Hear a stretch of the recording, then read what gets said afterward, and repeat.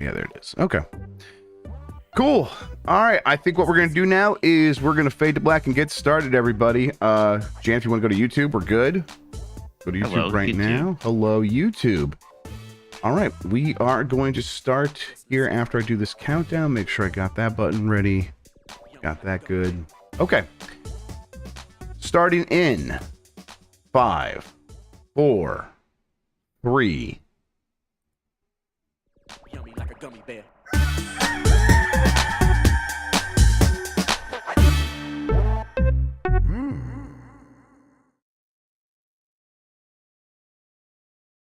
It's the internet. You're busy. Let's do this for October 25th, 2023 for the next hour or so. Let me help you sort through the world of gaming on Game Mess Mornings live with me, Jeff Grubb. Today, Nintendo doesn't want your Smash tournaments and Dark Forces approach in early 2024. But first, please join me in welcoming today's co-host of Game Mess Mornings. It's Mike Minotti, everybody. Mike, how are you doing? Hi, I'm doing pretty good. I've had St. Elmo's Fire stuck in my head for about 5 days now, and that's been going great. That's fantastic. No problems there. Yeah. Everyone around you appreciates it. You're good singing that song. Everybody's a big fan. They're all very happy for me. And yeah, I'm like Johnny Appleseed, but instead of disgusting apples, I'm just planting St. Elmo's Fire. Just Joel Schumacher movie theme songs in people's head. Oh, he did Batman Forever, right? So you can also sing Kissed by a Rose. Okay, and Kissed by a Rose seemed like the most important song ever when I was a kid, and I think that was correct, actually. I think you nailed it. That's 100% accurate. Name a more important song. It's impossible. And that's actually today's quiz for you, Mike, is name a more important song than Kissed by a Rose. You know, the lyric in there, Kiss by a Rose on a grave. Apparently he's not saying grave. He's saying, now I can't think of the word he's actually saying. I thought he was saying grain for a long time, and I had no idea what the heck that meant. Yeah. See, in my head, I'm like, grave makes sense. On the gray. Yeah, it's on the gray. And, what's a gray? Well, do the roses have gray parts? Well, no, it's in the other parts of the song, he's referring to like a gray area of life or something like that.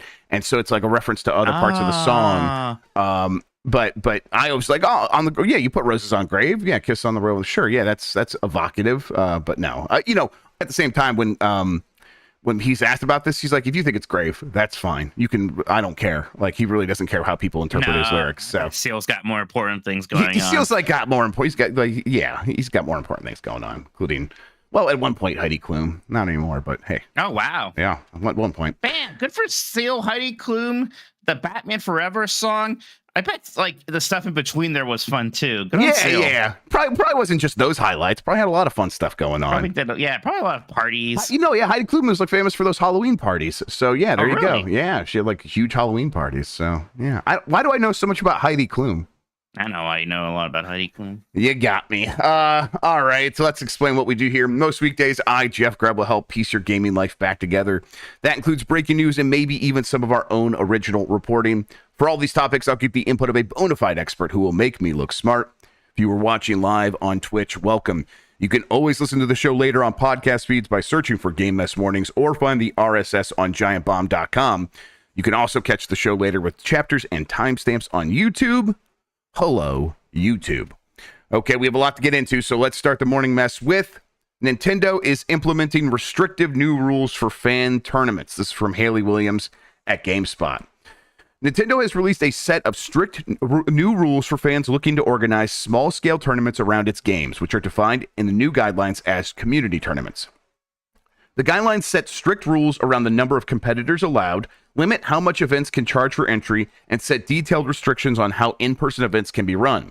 Eurogamer reports that the guidelines were first posted by Nintendo of Japan, but then they got spread to Europe and Nintendo of America and will probably apply worldwide by the time Nintendo's done. The new rules specify that a community tournament may only include up to 200 participants, or 300 if the tournament is held online. Tournament organizers are not allowed to charge players more than $20 for participation in an event, and any money raised can only be used towards event costs and prizes. Spectator tickets can't be priced above $15 and can only be used to raise money for event costs, not prize money. There's also a cap on prize money. Individual prizes are limited to $5,000 each, with a total cap of $10,000 per organizer in a 12-month period. The lengthy post also includes a list of guidelines for participants and spectators at the community tournaments to be aware of, and an extensive FAQ that contains a few other stipulations Nintendo has for small-scale tournaments. For example, events are prohibited from selling food, beverages, or merchandise if they want to come under the community tournament guidelines, and also cannot pay fees or expenses to any participating player. As well as those highlighted above, there are plenty of other rules tournament organizers will have to adhere to, with specific guidelines also laid out for school tournaments and other community groups. If organizers are planning a tournament that falls outside these guidelines, they'll have to apply for a license to use Nintendo's games in their event. These go into effect on November 15th, Mike. And the reaction to this from the people who do kind of throw these kinds of tournaments, who attend these kinds of tournaments and participate in them, pretty negative. No one's really happy about any of this. It's very, very restrictive. And I would guess that's the entire point from Nintendo's point of view. What do you think? Yeah, I mean, the Smash community has had problems before, so I understand it needs to be regulated. This seems like a lot, and it's hard to understand how this helps anyone. It's also a bit bizarre. Why are they so intense about it basically being like non-profit now, right? Mm-hmm. I mean, if you put on a Smash tournament, I think you're allowed to maybe make money from that. It's a lot of work, not just cover costs and prizes exclusively. Nintendo's always had a weird relationship with competitive Smash. They have kind of resented it and wanted it to not be a thing. They try to just let it be hands off, then they get involved and they really get involved, but not in a fun way. I don't know how you don't just say, look at Capcom and say, let's just do that. Maybe you can't just do that because Smash community has its little quirks and problems, but this seems like a lot. Yeah, I think it's it's easy at first glance to be like, yeah, Nintendo has seen a lot of problems in the Smash community and they don't want to be associated with that, and so they're trying to distance themselves.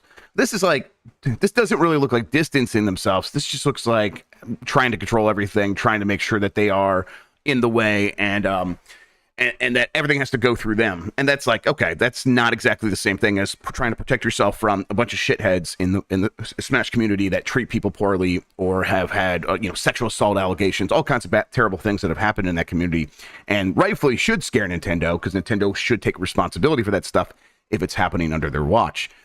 This stuff feels like it's draconian to a really extreme degree, to the point where it's like, I don't get what they're trying to do here, other than, hey, they see someone using their product in a way that is not benefiting Nintendo directly or something like that, and they'd rather that not happen. Some of these rules are also just feel needlessly stupid. There's a rule you can only use Nintendo licensed controllers in these tournaments. That means people who have built their own controllers for accessibility reasons or whatever. People who have been playing these fighting games their entire life and now have hand pain and built a controller so that they can continue to participate. Well, no, that they can't use their own controller now. They're going to have to come in and use something from Nintendo, and that limits their choice. Yeah, that's just bizarre and nonsense. Just seems really overthought and overwrought. I don't know who took initiative on this. I don't know who Nintendo is so passionate about coming down hard on this stuff. I don't know. Yep. And then on the other hand, it's like, okay, well, so is Nintendo going to establish an alternative to something that would have happened with like Evo or a bunch of other things, a bunch of like these community tournaments that have popped up? And it's like, that doesn't seem likely either. No, they did their Nintendo World Championships again, a little bit here and there, but those were smaller, and when they happen, they happen, and we kind of moved on from that. And I forget what the rules were for those, but I feel like they may have been weird rules. Yeah, it's like, look, if you want to go all in and Smash, then go all in and Smash. Like, set up a real tournament system, do something big, or just let these people do it themselves and keep distancing yourself from it. Hey, look, when all that bad stuff with Smash did happen and it was terrible, Jeff, I don't think anybody was like, I don't think everyone's like, well, this reflects poorly on Nintendo. Maybe it does. I guess it does. But yeah, I just don't know how this necessarily helps any of that. I get how a company thinks that they should be worried that it would reflect poorly on them and then overreact. And that's, or maybe react appropriately. But this feels like an overreaction if that's the impetus here. It really just, but it doesn't. That actually doesn't seem like the impetus anymore. It seems like is Nintendo is just Got a lot of people that work for it that are used to controlling every aspect of their IP, and like that is the marching orders down from the top is, hey, we have an iron grasp on everything that happens with any of our copyrighted materials, and that needs to be applied. And if you work in a certain space, you need to make sure that that is happening. And then, you know, a team of lawyers, a team of people working at Nintendo and like the esports division, I suppose, it's just like, okay, well, let's take control of this. Let's take lead on this, and then we end up with a bunch of weird rules. Right.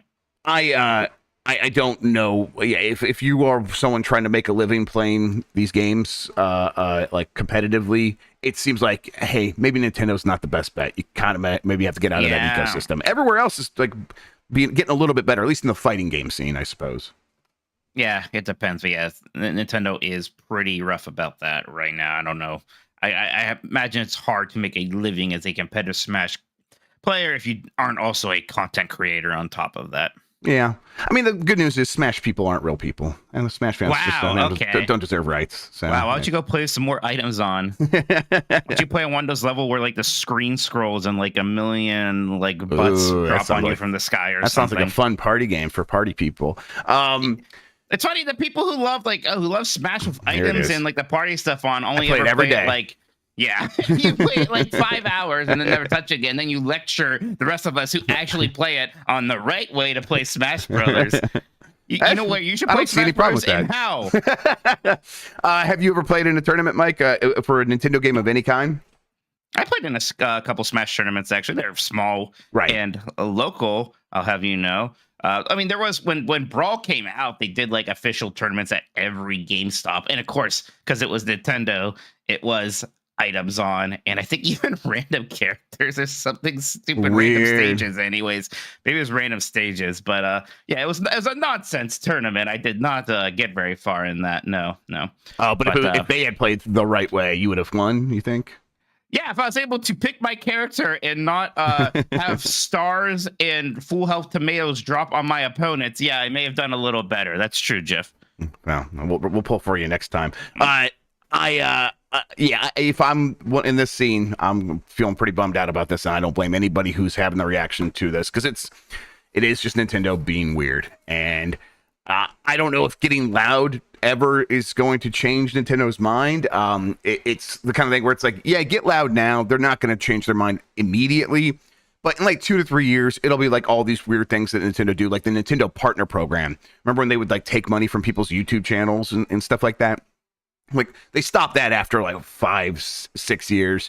They'll probably come back around on this in a handful of years. Maybe the next Smash game, right? Right. That's when we'll figure out what this really is going to look like. Like this is them cracking down hard on kind of the weird, I don't want to say like off times for Smash, because Smash is just always going. Yeah. But we're pretty far removed from the release of Ultimate. There are no more characters coming out for that game. And yet we also don't really know when the next Smash is coming out. There will be another Smash, but more so than ever, it's hard to tell what that looks like, because Smash Ultimate was Smash Ultimate.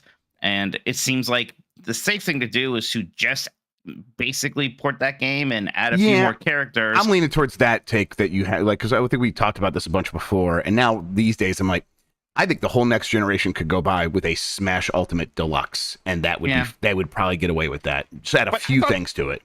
I thought that's what those Switches Smash was going to be. I thought it was just going to be Smash 4 Deluxe, and then it was like, oh, wow, they really over-delivered. So part of me said, like, are they going to do that? Or is it going to be a worst-case scenario where they do something new, but it necessitates them like, well, not every character is coming over. In fact, it's a much smaller roster, and people won't react well to that. Maybe it's something real wacky, like just a Melee remake to tide us over for a bit until we get like another really, really big one. I don't know. It's just tripping the game. Yay. Yeah, it's just oops, all tripping. Oops, all tripping. The trouble with tripping. Okay, let's move along here. How's Xbox doing? Key takeaways from the latest earnings report. This is from Darren Bonthus at GameSpot. Business is booming at Microsoft as the company has just posted the first quarter that's July to September 2023 of its 2024 fiscal financial results. While there have been a few misses, overall revenue is up 13% and net income has seen a 27% increase thanks in part to Microsoft's cloud services, OEM revenue, and the Xbox division that recorded its highest ever Q1 and biggest non-holiday quarter overall. On the gaming side, Xbox hardware revenue declined 7%, even with the launch of a new Xbox Series S console that increased available storage capacity on that device from 512 gigabytes to 1 terabyte.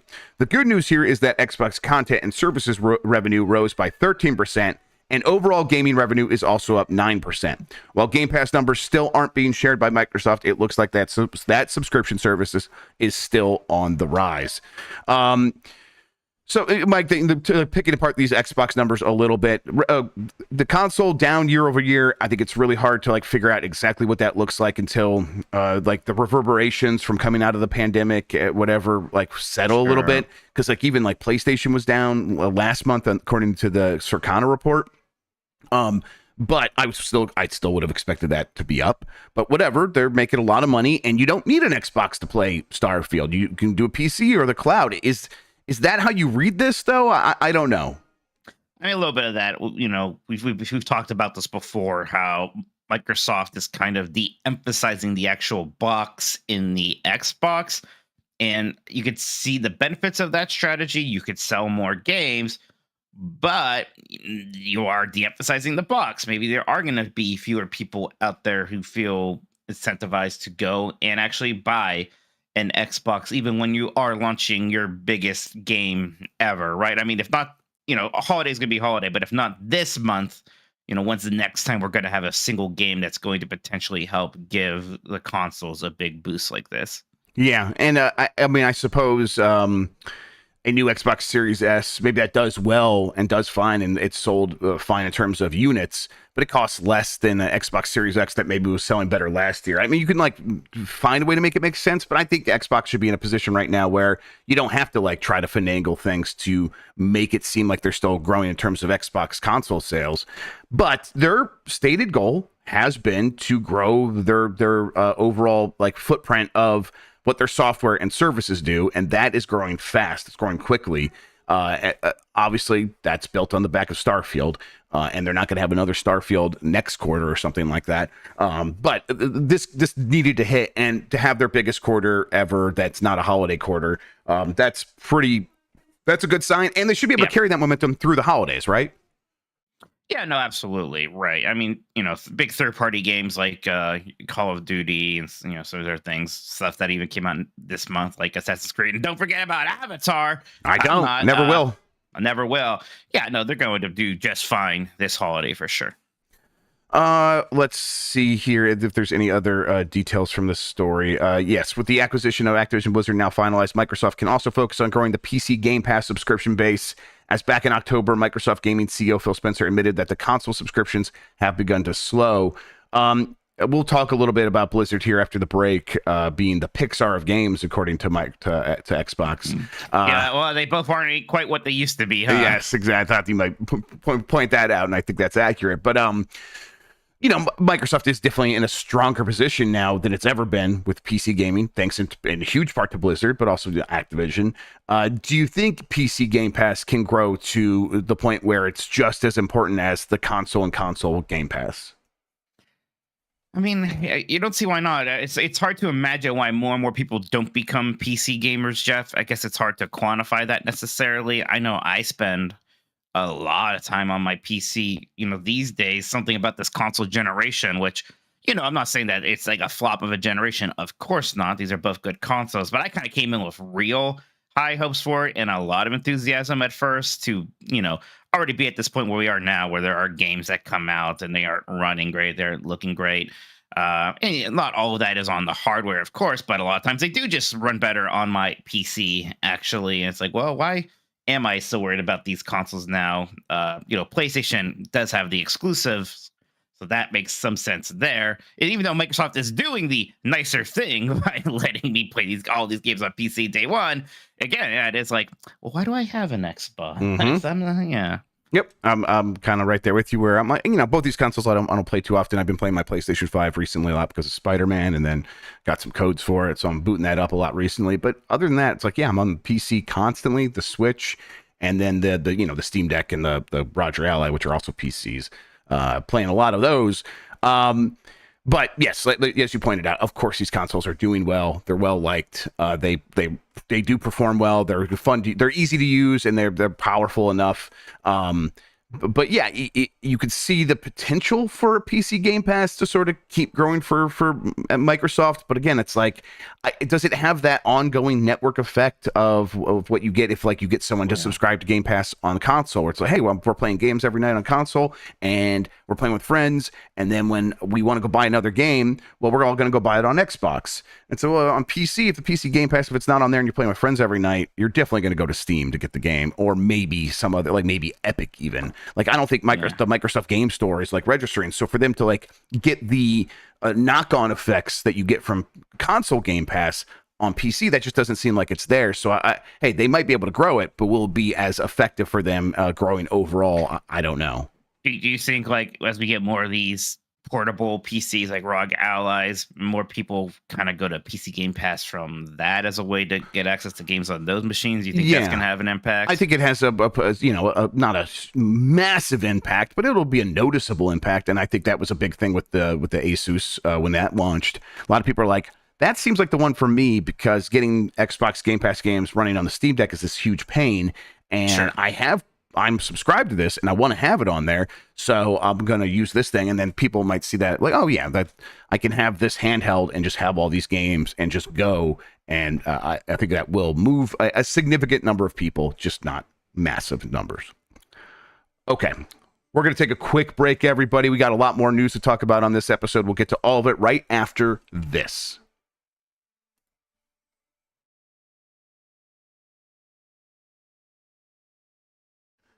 We're back, and we're talking more news. Mike, as I teased, Xbox leadership has called Blizzard the Pixar of games. This comes from Alex Hopley at Game Reactor.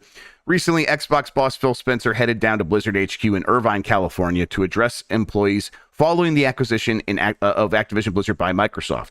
Studio boss Matt Booty and Sarah Bond also appeared, filling out the rest of the Xbox leadership team.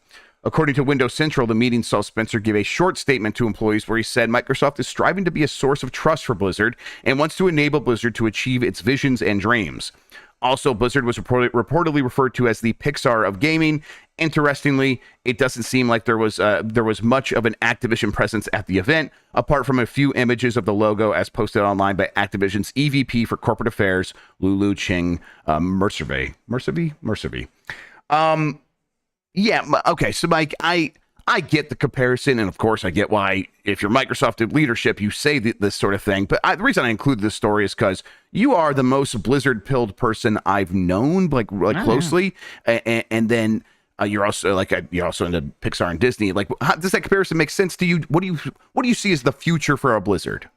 I mean, it does make some sense, because there is almost something of a walled garden there, right? Like, Pixar's part of this larger organization at Disney, obviously, but it's very much its own thing with its own stable of properties and recognizable characters. Yes, I get the comparison there.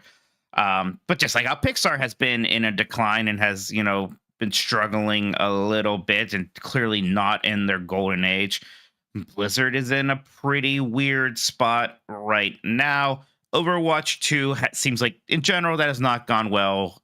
They have lost a lot of players. Obviously, it still makes money, and I don't know if it can rebound. It seemed like them canceling the initial plans for that co-op mode was sort of a point of no return, at least for a while, in terms of what that game can be. Hearthstone is just, oh gosh, just yesterday, I was like, oh, I remember I liked the song for the reveal trailer for that Karazhan set in Hearthstone. I want to listen to that again. I went on YouTube to look it up. 7 years ago, that was posted. Ooh, wow. It was like a party for that one. Like they had like some weird party for that. I was like, 7? How old is Hearthstone? Oh no.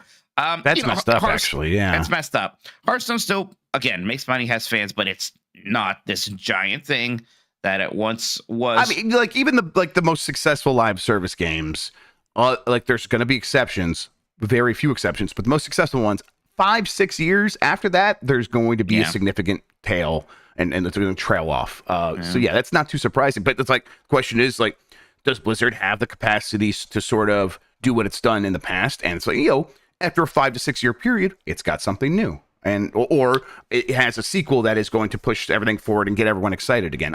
Well, Diablo 4 is like, I think mostly a success, but kind of still a little bit of a question mark. I don't know. It had like that really good first week, and then the first patch the fans didn't like, and then season 1 I think happened too fast and just wasn't what people were looking for. Maybe I'm not sure what season 2 is like, how people are feeling about that, but the vibes seemed a bit off within the Diablo community about Diablo 4. Hey, look, the vibes were really off for Diablo 3, and then that game did more than fine. Right. Diablo 4, I think, at least for me, it struggles from being a 2023 thing where, like, yeah, sure, normally I play just Diablo every day. Not this year. I was playing season 1 for a bit, then after a while, part of it was like, okay, look, I got a million other things to play, and this was fun for like 50 hours or whatever I play. It was a lot, and now I'm not going to do that anymore. But we have BlizzCon coming up in like a week. We are certainly getting a World of Warcraft expansion announced there. And the last Warcraft expansion was something of a turnaround there, at least in terms of player feelings. People liked Dragonflight a good deal more than they liked Shadowlands. So we'll see what this next expansion is going to be about, if it can carry things on over there. I don't know what the future of Classic is, because they're at the end of Wrath of the Lich King. Next expansion after that, Cataclysm, is one people do not look back fondly on. Right. So, I'm not sure what you do there. I think the whole point of the Classic was to kind of like get you to the Wrath of the Lich King, and then I think it was always going to be a question mark what happens after that point. Do you think that they try to like make subtle changes to improve Cataclysm? Is that even possible? I mean, I guess you might just do it anyways, because why, I think they do it anyways. Not? Yeah, and then people like, even though like it was something of a sales downward slope afterwards, and at the time a lot of people were weird about Mists of Pandaria. Everybody looks back on Mists of Pandaria fondly now, so maybe go through Cataclysm so that you can get to Mists of Pandaria. If you can get to Legion again, everyone really likes Legion. A Legion Classic would do well. Yeah, I think they do. I mean, because listen, I think even the ones that people don't look back on fondly, having another chance to go through that with like knowing that there's stuff that you do like still coming, I think that can change the perspective, right?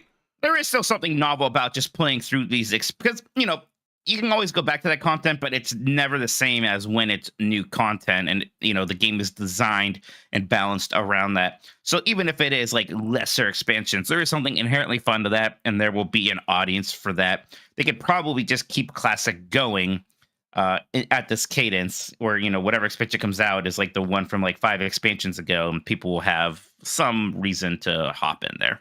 They oh yeah, go ahead. I was gonna say, like, other question marks. We have Arclight, or not Arclight. They changed the name. Warcraft Rumble mobile game coming out, which will probably be a good revenue stream. I don't know if it's gonna set the world on fire like a Hearthstone did, but we'll see. And I wouldn't be shocked if they have one big announcement of something down the road, and that could be a StarCraft 3 or something like that. Something to get people excited. Yeah, I think they're almost certainly going to do that sort of thing. Hey, there is a new entry in our established franchises, and even the ones that have been a little bit dormant for here for a little bit, that those will return. StarCraft 3 seems inevitable. Microsoft has a soft spot for RTSs. They've done several Halo RTSs, and I think that's likely. But yeah, that's going to be tough to recapture the magic. I suppose, what do you do with the StarCraft 3? You just make a really good campaign, you make the multiplayer what it was, and call it a day, right? Don't try to force it into something it's not, right? Don't try to make the next Dota. Yeah, add an extraction shooter mode. Yeah. I joke, now that will be the StarCraft game. Yeah, just make a really good one of those, basically, is all you really need to do, I would imagine. Yeah. Yeah, like I'm not like you said earlier, I'm very Blizzard pilled. StarCraft was like the one I was never super much into, so I'm maybe not the person to say what I think a StarCraft 3 should look like. But yeah, I don't know. Yeah, make another one of those. People like StarCraft. Yeah, I would prefer if you brought back StarCraft Ghosts. I think that'd be cool, but probably not on the docket. Yeah, they that one I remember being excited about. Even as someone who didn't care about StarCraft. So because you thought it was just going to be. Oh, Jeff, my power flickered. Whoa, what's happening over there? You okay? Is it poltergeist? Yeah, my whole power flickered. You're still here. We're good. Oh, good. Okay, I'm back. We did see the lights flash though. That was pretty wild. Okay. Yeah, they did not like me talking about StarCraft Ghosts. No, did you say my name? It's like, no, it's a different ghost. Sorry. You only were interested because it was basically just supposed to be Splinter Cell, right? Oh yeah, definitely looked a lot Splinter like Cell, but with a sexy blonde lady. right. Yeah, so a real video game. Let's go. There you go. Yeah, Ghost. Did a leak ever happen for Ghost? You play any version of that game? Probably not. I forget because there were multiple versions of it. It'd be weird if there were BlizzCon demos of it. It'd be weird if that's not out there actually. Man, I'd like to play come that. on. Yeah. All right, let's move along here to another studio that considered itself big in its britches. Bethesda considered itself infallible ahead of Fallout 76 launch, former dev says, from Eddie McHugh at GameSpot. While it's in a much better place today, the online-focused Fallout 76 did not have the most successful of launches back in 2018.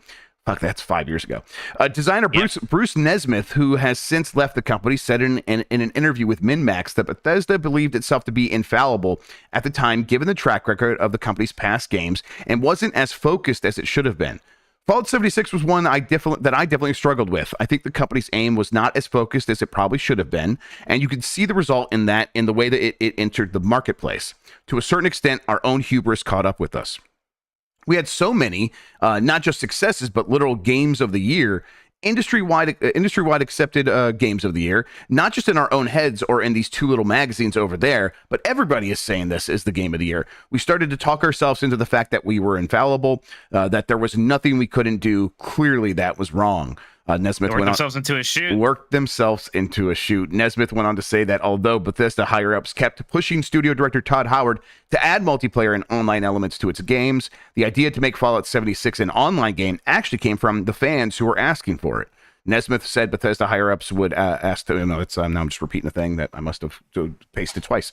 Okay, so Mike, this is a lesson this studio seemed like it needed to learn the hard way. I get it that you felt infallible games of the year, but there was a lot of criticism out there of your games as well. I like your games the way that they are, or at least I did back then.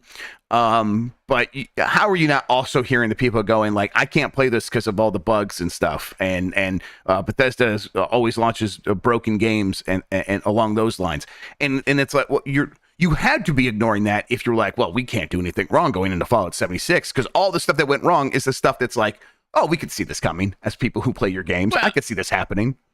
And I think it's pretty easy to, like, especially these days with the way we get criticism on the internet, which is often very unkind. It can seem very loud and personal. It's easy to be like, well, let's just completely ignore everything about that. Yes. Even though there is truth to it. Like, yeah, your games are too buggy. And hey, you did make the RPG elements kind of worse on Fallout 4 and stuff like that. It's easier to say like, well, those people are just, there's something wrong with them in general. Yeah, Look at the way they talk to us. Yeah. Fallout 76, though, it's like, yeah, how did you not see that coming? That people, it almost feels like they got away with it. They're kind of lucky a little bit, right? That the acquisition happened right after that, because Fallout 76 was real bad. That was really rough in terms of just the game not working and the game that was there being incredibly half-baked. Yes. And ugly, and lots of problems with Fallout 76. Incredible that game is in anything resembling a decent state right now. Yeah, and it's you kind of like hope, you had that, and you had Starfield, and Starfield much better position than Fallout 76 ever was. But even still, it's like a lot of criticism out there. Can you take that forward and for the next game really think about that? And I have my hopes, like the rumors about them using Unreal Engine for their visuals while still using Gamebryo. I can't remember what they call it. Game creation. Infinite Engine? No, Infinity is like the old one that was. That's that old one. That's the old original Baldur's Gate engine and stuff. Yeah. But like they were still going to use their personal engine for the systems and all those things in the background. I'm like, okay, yeah. One of the biggest problems with something like a Starfield is the game feels very sterile, and the world feels kind of bland, and there's not a lot of variety in the visuals. And if Unreal Engine can help with that, that would be a big step forward. And maybe you should apply that to your next game and not just a remake of Oblivion. But who knows if that's how that's actually going to play out?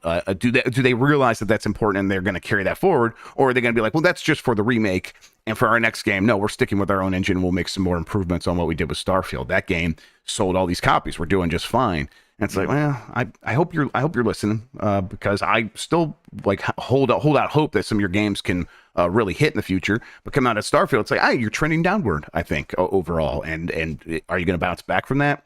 Not if you continue to like maybe ignore some of these criticisms. Not, right. And like, I mean, you're right, though, you pointed out that very hard to pick out those criticisms that are actually valuable to you. Right, it is. You basically have to have a person dedicated to that, to kind of parsing through the garbage and finding the actual player sentiment sometimes. Like, hey, for Starfield, I imagine it's very easy to be like, well, hey, we're selling 1 million copies and, we had a lot of very good reviews. And it's easy to be like, oh, and now, here's what a fanboy said, right? Blah, right? Or this is bad faith. And I get that sometimes. And of course, people are going to pick up. There is going to be somebody out there who's just worried about scoring points for their PlayStation team. And they're going to pick up on something as criticism and just repost, be like, yeah, Starfield does suck, see? But there are kernels of truth there always. About that, and this is a little bit of a topic change. I've seen multiple people over the last couple weeks say that the console warring is worse than it's ever been. And I think I've noticed that, and I think I've felt that, but I'm like, it's always, things are always better than they ever were, and they're always worse than they ever were whenever you like start thinking about stuff. I'm like, I can see maybe a lineage of like, at one point it was just idiots arguing online because their feelings, they were up in their feelings. Now it is like it's a full cottage industry. Like, it's a full business now, and there's money on the line for people who can like whip up enough vitriol and get enough people behind them watching all their stuff every time they're screaming about the competitor, that maybe that turning it into this like business has made it worse. And I think that's probably what's happened here. But do you feel that? Do you agree with that? It's hard because it has always been there. It definitely did feel like we were at a point where it was getting quieter again, which is, I think, why it feels so bad now. Like, we had that Game Awards moment with the 3 people standing there and everything was kind of kumbaya for a moment. It's stupider than ever because because Xbox and PlayStation are so similar. It's just very funny to me to see how upset they get with their nearly identical boxes and similar games and all that stuff. It's easy. It's relatively easy, I think, for me to ignore it for the most part, Jeff. The people, because again, it's so silly now. The people who do this are so obviously stupid and look so dumb to me. Don't waste your breath engaging with them. Don't waste your breath trying to appeal to their better nature or anything like that. They're just idiots. Yep.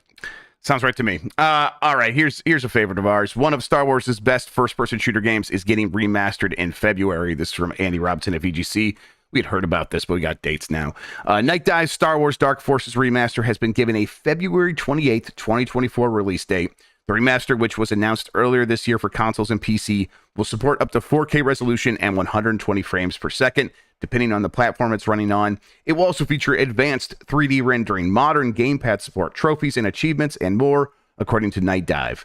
Hey, I'm very glad we're not going to have to wait till deep into 2024 to get that remaster. I was like, we'll probably get that in summer. So to hear we're getting it in February, very exciting to me. I know you just replayed this game, but how are you feeling about this? Right. There was a fan project called the Force Engine, which made it playable on modern PCs, and that was really good. So really good. I didn't play through the whole thing, but I tried it out, and it's really good.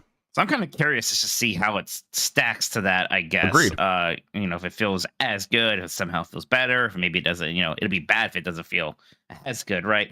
But no, I'm excited for this. I like, of all of the games that were just Doom clones, and there were a lot of them, I think Dark Forces is the best one of those. It is a fun Star Wars adventure. It has all the good Star Wars music, everything you want there. The one thing I was sketchy about on the remaster was the redone cutscenes. I hope you can just kind of turn that off. They sort of smoothed out the cutscenes and made them look like coloring book pages or something like that. Not really for me. But otherwise, very excited for this. Yeah, I wonder if usually when they do that, I always hate that. And I guess the desire there is to replicate sort of what the image would look like on a CRT. But I'm like, just use the original art and put on a CRT, or give me the option for a CRT filter. That's what Digital Clips does a lot of times these days when it does its remakes and remasters. Night Dive hasn't worked a ton in games that necessarily need that, because those games you could always turn up the resolution, those PC games, and mess around with that stuff. And it's like, so you can just continue to increase the look of a game until it makes sense on a modern display. But the artwork that was static that you're talking about, Sure, it does look a little bit not my favorite. I agree. I don't hate it though. To be clear, like it's not a deal breaker. No. Exactly. But I definitely agree. I hope there's an option to see that original artwork. Yeah, I hope that when they get to Dark Forces 2 Jedi Knight, and then Dark Forces 3 Jedi Knight 2 Jedi Outcast, and then Dark Forces 4 Jedi Knight 3 Jedi Outcast 2 Jedi Academy. Those are all 4 very good games. Mike, who's cooler, Kyle Katarn or Dash Rendar? Oh, interesting. Dash Render might be cooler, but I like Kyle Katarn more. I think that's a fair answer. I actually am pretty split on them. They're both great. Yeah, I like them both a ton. Right, they're like that. Those are the two, right? Like even in Jedi Survivor, you could get there's like 2 outfits you can make that just basically one looks like the Dash Rendar outfit and one looks like the Kyle Katarn outfit. They know. Yep, they definitely know. All right, moving along here. Former PlayStation boss sounds the alarm after Microsoft buys Activision Blizzard. This is from Haley Williams at GameSpot. The former CEO of Sony Computer Entertainment America, Sean Layden, has had a lot to say about the state of the industry since he left Sony in 2019. In a recent interview, Layden expanded on some of those points, warning against studio consolidation and advocating for game preservation in the wake of Microsoft's massive acquisition of Activision Blizzard finally going through. In an interview with the LAN Parties podcast last week, as picked up by Kotaku, Layden reiterated some of the biggest issues as he sees it in today's gaming industry, including consolidation, which has been a major talking point during Microsoft's battle to acquire gaming giant Activision Blizzard King. My concern around consolidation is that it often impacts creativity, Layden explained. For instance, it takes some kind of small, independent, wild horse studios and brings them into a larger conglomerate, and essentially time slows down the bigger you are. And then he repeats, time slows down. While Layden says the practice can be positive in cases where a smaller studio otherwise would have shut down, he's still concerned about the impact of consolidation on the industry as a whole. I'm just concerned about what it does to the creativity urges inside of studios, and can they keep that sort of independent creativity alive, or do they just get absorbed into the larger whole? Time will tell, but it's a bit concerning when you go from hundreds of voices to dozens of voices. You lose some voices, clearly. I think this is a fair point, especially when it comes to, like, when you look at Embracer, like, this is what has been happening. And then, like, obviously the other side of it is, and then if Embracer experiences problems, that affects everyone down the line. And it's not like studios aren't closing down outside of Embracer. We've had several studios who be like, hey, we released a game this year and now we're shutting down. And it's like, oh shit, okay, that sucks. Right. And they're independent, and that's like so the risks are. Is that the studio name? Yeah, that's one of them. I think there's a handful, a couple others that had something similar happen. But it's just like the status quo when it comes to Activision Blizzard. It was already kind of not. Sure. The creative urges have already been killed at everyone along the lines. I mean, like we were witnessing it be killed at Blizzard. So I continue to be like, when it going from Activision to Microsoft, I don't think suddenly you're going to get like a bunch of independent voices being able to speak up and make whatever they want. But it's slightly more likely at Microsoft. And really, the actual hope here is that the people making money from this sale that like have stock can leave this and go on and make their own studios. And that's where the creativity sort of cycles back into the industry. And that's not necessarily going to be hurt. And it honestly might be benefited from something from a deal like this. But overall, like, how do you feel like about his view here? No, I mean, I think he's right, but Activision Blizzard was a very special case, right? They were the ones who were kind of destroying studio creativity by just putting everybody on Call of Duty. Now we're not, again, I don't know, Microsoft's going to come in and suddenly be like, Toys for Bob, You're going to make a new Spyro instead of that. And right. And things like Vicarious Visions, you're going to make Tony Hawk. You don't have to work on Diablo anymore. Yep. Probably not. But that was already where Activision Blizzard was, with a ton of other problems. So that, it was a very big acquisition, but it was, an example. We're just looking at it. It felt okay. Similar acquisitions, though, going forward, it's going to become harder to justify. Yep. Yeah, definitely. And it's, I think right now, today, if you are part of Activision Blizzard, king and you're going into Microsoft and you do have your stock options and you're waiting for them to vest, and you're like looking like, okay, yeah, no, we can work here and feel like somewhat secure at Microsoft for a couple of years and maybe ride things out while you wait for the macroeconomic situation to calm down, where best situation, macroeconomic. Yes, the best. Yeah, totally. But it's like really hard to get investment right now because interest rates are so high. So it's like if you wanted to start your studio and like leave Activision, like, earlier this year, that would have been really tough, and that would have been a problem. Even though companies are like some big entities are still investing in new studios. That is still happening. Entities. You said entities. But hey, it's going to take a couple years for your stock to vest. So just ride this out, and then hopefully things calm down. And then when you come out on the other side, there's going to be a bunch of money waiting for you from investment entities to kind of catch you and set you up again. Or at the very least, you'll also have a ton of money coming out of this deal, and you can maybe fund some of it yourself. That's always an option as well. All right. The new PS5's optional disk drive requires an internet connection to connect, and that's just a single time, not a constant connection. But this comes from Jordan Midler at VGC. The upcoming optional disk drive for the PlayStation 5 will require an internet connection to pair it to a console for the first time. As spotted on the back of the box for the upcoming Call of Duty Modern Warfare 3 PS5 Slim bundle, small print confirms that players who purchase the new model with the optional drive will be required to connect to the internet when pairing it to a machine for the first time. It's likely that this is a security measure in order to ensure that the disk drive is a legitimate one and not a third-party one. Obviously, that was a huge point of vulnerability for piracy in the past. However, it has raised some preservation concerns because the accessory will require an internet connection for verification. There will potentially come a time when the servers needed to verify the license will no longer be operational.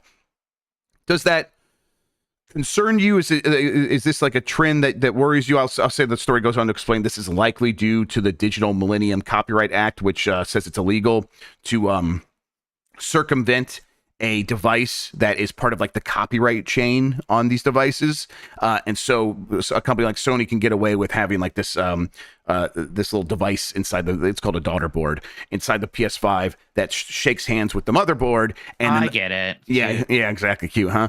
And that like says, hey, I'm a legitimate one, and I'm the only one that can ever work in this PS5. To the point where if you were to take an identical drive out of another PS5 and put it in your current one, it wouldn't work. It just straight up, that doesn't work. You'd have to get renew the handshake. I guess that kind of it goes against the idea of modular design, but I guess it's not really the point of the disk drive. It really is, hey, we think a lot of people don't even want one of these things. And if you really want one, I guess you can buy one. But if you get the model that just has it, right? Are you good there? I don't think so. I think it still has to get like paired. I think it's still gonna have to get paired. The same thing. Yes, right? so because this fine print is on the back of the Modern Warfare 3 PS5 Slim bundle, and that's the one that has the disk drive included.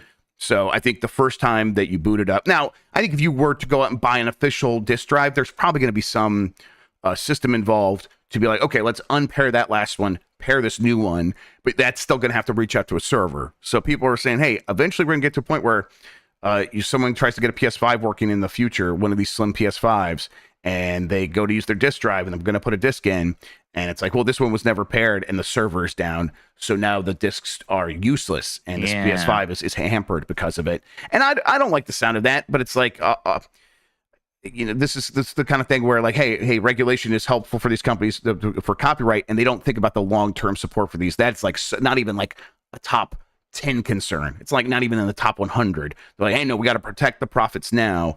And if the hardware is damaged in terms of its usability 15 years from now, oh well, that they've moved on. They're selling something else. It's like that's a real bummer that's kind of where we're at. No, yeah, that is definitely a legitimate concern, and yeah, I guess I am a little worried about how that's all going to shake out. Yeah, I hope that we can kind of get to a point where like regulation is able to carve out exceptions for this to be like, no, let's just like, you have to make sure that your device, if it includes a disk drive or can connect to a disk drive, that's just going to work. But I think these companies are too powerful, and trying to protect their copyrighted material is going to be their priority, and they're going to keep going with that. At the same time, I watch a lot of MVG's videos. these things usually get solved. Sure, people figure it out. Yeah, the homebrew community usually figures these problems out, and it probably won't involve like, hey, someone's setting up a fake server that you ping to. It'll probably be a lot simpler than that, but we'll see. All right, Mario Party 3 is coming to Switch Online plus expansion pack this week. This is from My Nintendo News. Nintendo has been very active with the Nintendo Switch Online plus expansion pack retro libraries lately. Although it varies which retro library gets updated, Nintendo's schedule with the new edition has reached a point where it is now guaranteed to see at least one retro game added a month. Man, that's just so active, Mike. With one retro game per month. Wow, they're so generous. Yeah. Well, tonight is no exception. You've seen Nintendo's announced that Mario Party 3 will be coming to Nintendo Switch Online plus expansion packs Nintendo 64 library later this week on October 27th. How do we hide this from Dan? Now, he was in chat earlier. God, because I said when I went after Pixar, he was shocked. Yes, he's like, oh, Mitch is shooting on Disney. Yeah, shooting on Disney. So. God, can't we play Mario Party Superstars and not Mario Party 3? I guess it'll be fun still. Yeah, it'll be fine. But I don't know. We could probably talk him into Superstars instead. Although maybe I want to play 3. I don't know. I don't even know what I don't know what I want. Like I said, I want to play the one with the microphone. I've never played that. So one of the 3 with the microphone. That's GameCube stuff. Yeah. Yeah. So that will. You need we'll see. Multiple microphones for everybody? No, I think you pass it like you just pass it down the line. I think pass the germ stick around. You pass the germ stick. Yeah, you just insert it into the throat and then you pass it to the next person. Yes. CEO of Warframe Developer Digital Extremes is stepping down. This is from Stephen Mills at Destructoid. Founder of Digital Extremes, James Schmalz, announced today he intends to step down as CEO of the company. The current chief creative officer, Steve Sinclair, will assume the CEO duties effective immediately. Sinclair is a 24-year veteran at Digital Extremes. Basically, Schmalz just said, hey, I've been doing this for a long time. I feel immensely privileged to have been able to play a part of shaping our industry. Building our stellar team has been a fulfilling life work. I feel in Steve, we have the ideal leader to take us on. And he's just like, I'm just moving on. It sounds a little bit like a retirement. How long before Rev Ford just runs that entire company, though? Yeah, there you go. That'd be good. Oh, man, freaking Warframe, man. It's funny because to me, that's still that PlayStation 4 launch title that we all kind of downloaded because it was free. Too. Yep. And it is still going very strong. Digital Extremes is working on their fantasy game. Yeah, also now, Soulframe, right? That's what it is. Is that what that's called? Yes, sir. That is correct. So yeah, they are. He's leaving the company, what seems like a very good position, right? With at least a map of how to run a game like that. And Warframe obviously not going to run forever, but it is at a point where for years there, long after that launch that you and I we both downloaded that game and tried it for a couple of days maybe, and then never played it again. Every time they released an expansion for that game, it was getting bigger every single time. And it's like, and people love the monetization, how that worked, where it's just like, no, there's not all this horse shit. It's all kind of super fair. And it's okay. So they have something that works. And if they could replicate that with a second game and kind of carry it from there, that would be very good. And it seems like they should be able to pull that off with something like a Soulframe. Yep. All right. Finally, Metal Gear Solid Master Collection on PC has already been modded for 1080p and 4K support. This comes from Chris Scullion at VGC. An unofficial mod has already been released for Metal Gear Solid Master Collection Volume 1, which lets players change the resolution from Metal Gear Solid 2 and 3. Such a novel concept. Players have been expressing the disappointment that the new version of the second and third game in the Metal Gear Solid series renders at 720p on PC, meaning the image can look blurry on high-resolution monitors. However, as spotted by PC Gamer, the new mod, which is called MGS Resolution Patch, is an experimental plugin for the Steam version of the collection. The patch involves copying a few files to the game's directory, but basically a fucking mod. And then once you do it, you can edit the INI file and change the resolutions. It can work at 1080p up to 2160p, which is 4K. And then it doesn't guarantee that everything is going to work right now because, like you said, experimental. This is what I was waiting for, Mike. I'm like, I know modders are going to get there. I'm glad it happened so quickly. I suppose we could be like, why can't Konami do this? But we know why. They're fucking Konami, right? Yeah. Man, I don't know. It's like it's a bummer. Like even when like there's early reports of like this collection not looking great, I was like, it's gonna be fine. I just need to play the old games. It's fine. And now it's here and seeing what everyone's saying and all these problems. Like I just, I got a lot of games to play right now. I'll just not. I wanted to play Metal Gear Solid again. Maybe I just won't right now. Maybe I'll wait to see if patches or whatever puts the same up to snuff. Or you know what? I still have like the originals. Not like the originals. Like I have Subsistence. I'm good to go with those. Maybe. Yeah, I don't want to like scare off people who've never played it before, Mike. I think that they can come to this thing still and get the Metal Gear Solid experience.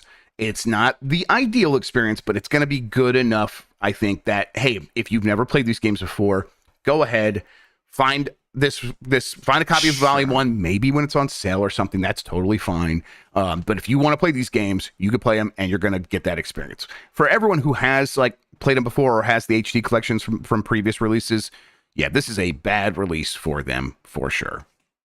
And it's disappointing because these games are. I don't need like a lot of extras, Jeff. Like that, like that doesn't bother me. Like, where's like the video documentaries and why can't I play the MGS version and that stuff is in there, but MSX, excuse me. But yeah, I just want the games to run really well. Like the fact that it's not 60 FPS on Switch really blew my mind because that's where I thought I was going to get these. Yeah, I just want to have Metal Gear Solid on Switch, and now like that's not an ideal way to play these games. What, these PlayStation 2, PlayStation 1 games? That's weird. Yeah, you would think that a modern company these days can realize just a little extra effort goes a long way and would be rewarded with excitement and sales. But Konami doesn't know. They don't know. But they did good with that Castlevania Advance collection. Like that was wasn't that easier. M2? Who did that collection? Maybe it wasn't really them. Yeah, I can't remember who did it. But man, we were just talking about like Super Nintendo games on our show yesterday, and that was like good. Konami was like the best developer in the world. Yep. So obviously they've been like non-existent for a long time. They're slowly inching back into games. But maybe that's why you don't leave games, even when it's a little rough for a bit, because it's hard to just suddenly decide to get back into it and get the ground running. You can announce 50 Silent Hill games, whatever you want to do. It's difficult to spin everything up again. Yeah. Real quick, Colonel Sanders in chat says M2 did Metal Gear Solid 1 for this, and that version seems okay. Oh, there you go. Big surprise. Big surprise. Just go to M2, go to Digital Eclipse. Konami, stop fucking up. All right, we have a poll from. What about my quiz? Well, yeah, we'll get to it. Yeah, don't worry. Right. We're gonna pop it. We're gonna attach it here to the end. Don't worry. Okay, this is where you're forgetting because you forget things sometimes. You were supposed to remind me, but we'll get to it here in a second. I did it very aggressively in your defense. Hey, I would expect nothing less. All right, the poll question from when was it? Was it fucking Monday? From Monday. What do you want Insomniac to make after Wolverine? 10% say they want a Venom game. 11% say a different Marvel hero, 12% say Spider-Man 3, and a whopping 67% say a new IP. There's no Ratchet and Clank option here. There is no Ratchet and Clank option. You're right. Is that what you would have voted for? Yeah. I like Ratchet and Clank. I get it. Yeah. Yes, I get it. And I think I'd probably, once I like really think about it, probably would also want them to do Ratchet and Clank next after Wolverine. But we'll see. Listen, that or a new IP, but also I wouldn't hate. I'm not gonna be mad if Spider-Man 3 comes quick because I really enjoyed Spider-Man 2. It'll come relatively quick, and I wouldn't be surprised if we had a Venom game kind of in that Miles Morales slot, right? I totally agree. Yes, absolutely. All right, we have a new poll question going up here in a second, but first let's talk about real quick what's happening on Giant Bomb. After this, at 1 p.m. Eastern time, so an hour after Game Mess Mornings ends, we will be reacting to the Xbox Partner Showcase. They're the third-party thing. It's going to be 30 minutes. No idea if there's going to be big news, but we're going to hang out and talk about that. So please join us over here on YouTube and Twitch. Then at 2:30 p.m., I think I'm going to be playing a bad video game, but apparently I'm going to be spending most of it getting into whatever outfit Dan has picked out. Steph keeps saying like, you're going to need a lot of time. I'm like, what could this possibly be? Like, I'm worried that there actually are prosthetics. So we'll see. You'll be fine, Cap. We'll see what happens. Yeah, you and Dan will just have to vamp for a minute while I get suited up, I suppose. So definitely tune in for that as well. All right, Mike, Real quick, while I get this quiz out, why don't you tell people where they can find you? We'll do that, and then we'll wrap up the show. Yes. Go to gamesbeat.com. Check out our coverage there. My staff actually just came back from our GamesBeat Next conference. I was managing the store while they were all there. Some of them are traveling today. Some of them are even dealing with delayed flights. That's fun. Isn't that the best? But yeah, that and Jeff and I do our shows over on the Game Mess YouTube channel. Last of Nintendogs, which just went out yesterday. Game Mess Decides, which was Thursday. We also have a Columbo podcast now, Columbros. We are going through every Columbo episode together, which is fun. I've been enjoying that. That's been a good time. All right, the new poll is, who is cooler, Kyle Katarn, Dash Rendar, or who the hell are these people? So you can vote for that on youtube.com/@giantbomb under the community tab there. Find that and vote for it. And we'll discuss it on the show tomorrow.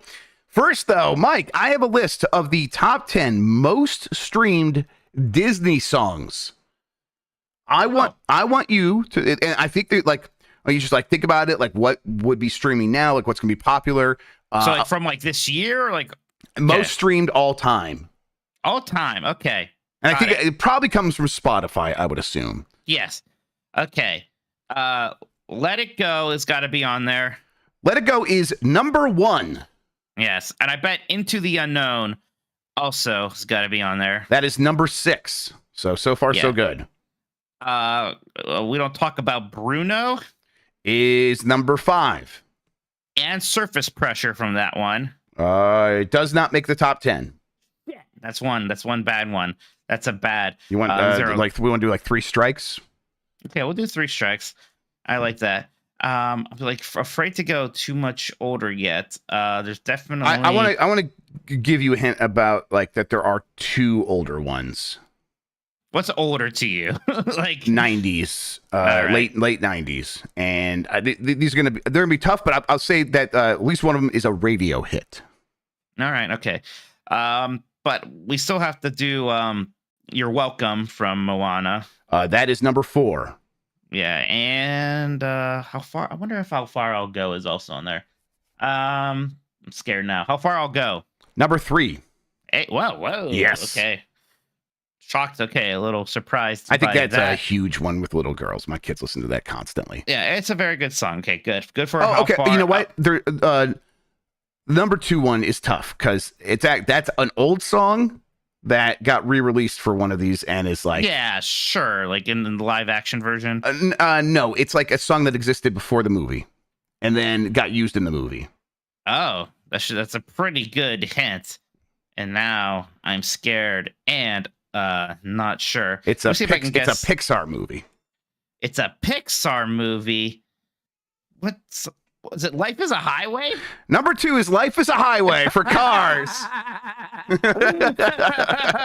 Incredible. That song definitely does predate Cars, right? I didn't Yeah, they did a version of it for Cars. I think that's the one, Rascal Flatts or whatever, that gets played on the radio now. Yes. But okay, so you've got all a Disney song. I think you got all top 6 so far. So let me double check. Let me make sure. 6. Yes, you got the top 6. It's going to get harder from here. Now I got to figure out what the 90s ones are. You said late 90s, but you don't know what you're talking about. Yes, so exactly. Might just be Our Guest. No. There is no Lion King, no Little Mermaid, no Beauty and the Beast. You didn't say Aladdin, though. No Aladdin. No Aladdin? Yes. What? Yep. Okay. Is it some Phil Collins stuff? Yeah. There's some Phil Collins stuff in there. You'll Be in My Heart. You'll Be in My Heart is number 7 from Tarzan. Okay. That's the radio hit. Good. That's the radio hit, right? Because I remember hearing that on the radio hit. Yeah, it's Phil Collins, of course, the radio hit. Is there another 90s one? Yeah, listen, we're talking late 90s, early 2000s. Oh, is it, a little Hercules? No. It's not Hercules. Early 2000s or... I don't know what I'm talking about, but it's definitely I think it's post-Tarzan. Okay. Man. Post Tarzan, where's that many musicals they were making? So this anymore? one is very musical. This one is kind of like I don't know. It sounds like a Broadway show tune. This is not helping. There's so many Disney movies that are like that. Interesting. 3D animated? No, 2D animated. 2D animated. Is it Mulan? Oh, it's Mulan. It's I'll Make a Man Out of You. Number 9 is I'll Make a Man Out of You. Yeah, that is. There you That's go. a good one. All right, and then the last two are from a very, very big movie that you've already mentioned a couple times. Oh, so there's more Frozen ones? Yep. Just more Frozen ones. Yep. Okay. For the first time in forever. No. Second Strike.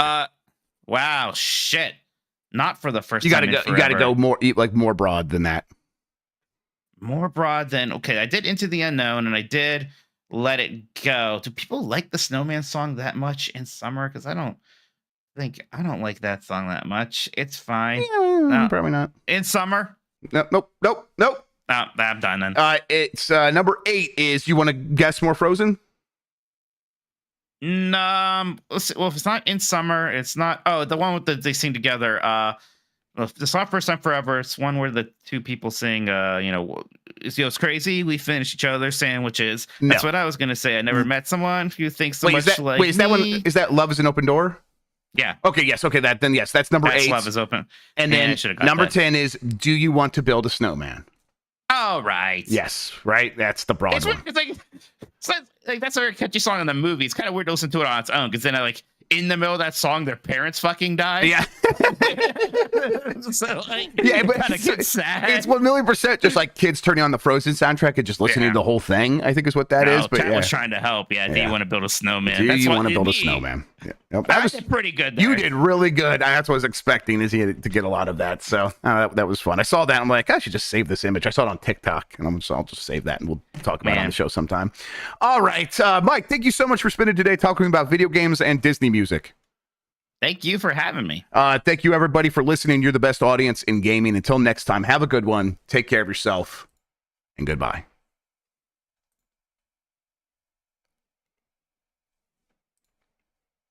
All right, we've done it. Well done, everybody. Mental synchronization. Love is an but one open explanation. door.